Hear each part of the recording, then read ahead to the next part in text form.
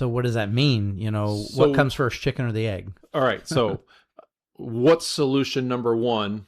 The first one that you kind of come up with. Yeah. What is a solution to their particular challenge? Well, the first thing is making sure we meet them where they are, asking them the question of, okay, well, do you want to own 2 houses at once? Whether you have the financial abundance to afford that, is that something that is very desirous here and now? Right.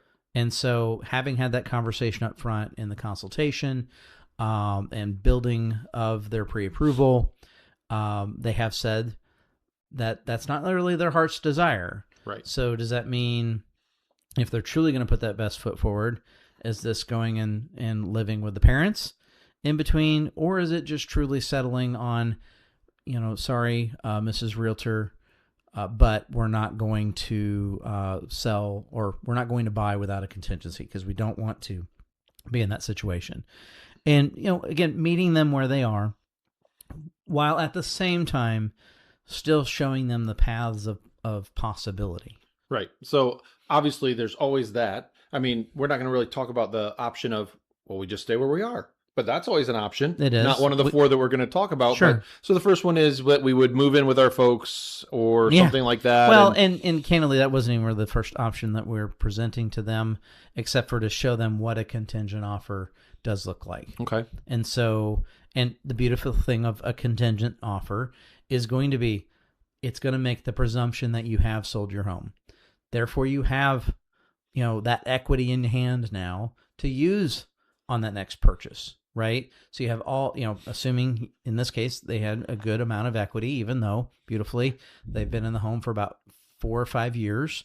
And this new little bundle is making them outgrow that home. But point being, that contingent option is going to color them up, right, as much as possible with cash to go towards the next house same day. So you asked earlier, chicken and the egg, what does that look like? Well, a lot of families do sell and buy the same day. Just had that on Monday. Right. Yeah, we've done a handful of those. Yeah. And we've solved probably those more contingencies. More than anything. Right. Honestly. We've solved those contingencies before. All right. So for the sake of the time in our podcast, what are these other ones? And again, without getting too deep in the weeds, because every single situation is unique to the buyer. And that's where we come alongside with the possibilities. Yeah, you may hear this, but may not be for you, right? But that doesn't mean pieces of this aren't. So certainly the first option is the contingency.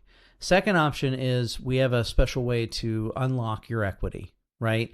We can technically give them early access to equity, because that's usually one of the bigger obstacles, right? Is how do I access the equity that I need to buy the next home, as well as qualify.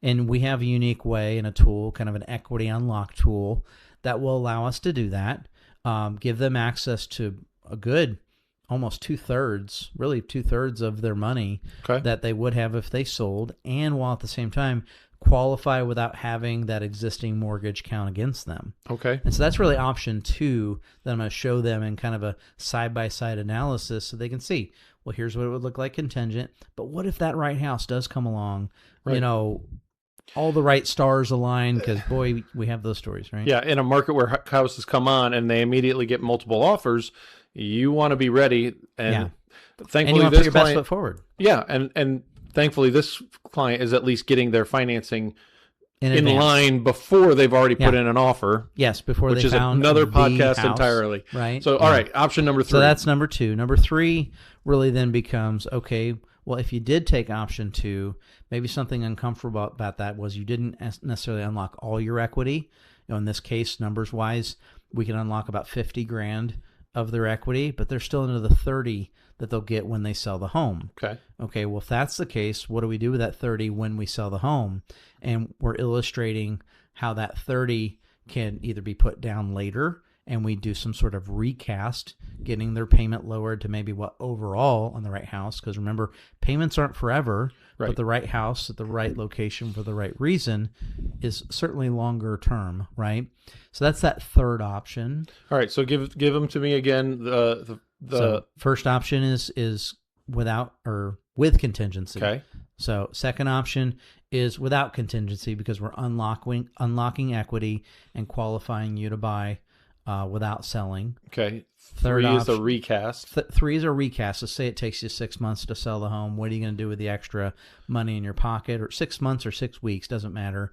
What are you going to do with that extra $30K in this case? Right. And in a recast, that extra $30K is going to go against the mortgage. Yeah, you're going to pay down your mortgage. And that brings up number 4, which is well, and to finish that, number 3, you in this case $30K, it might lower your payment another $200 a month, right? Depending on the interest rate and all that jazz, which might be exactly what they were looking for in the first place. But number 4, again, strategic financial coach here, is okay. But what if we use the 30 instead of recasting? What if we use that extra 30 to get creative on things like debt elimination? Okay. And in this case, with this family, that debt elimination, using that 30 towards that, frees up over $650 in consumer debt a month. Okay. And in that 4th option, I mean, you know as well as I can do, what would that extra $650? That's certainly more impactful than $200 lower on your mortgage. Right. That $650 could cut the term of your mortgage itself in half. Right. As savings, and you don't have the consumer debt at presumably higher rates that aren't tax deductible, et cetera, et cetera, et cetera.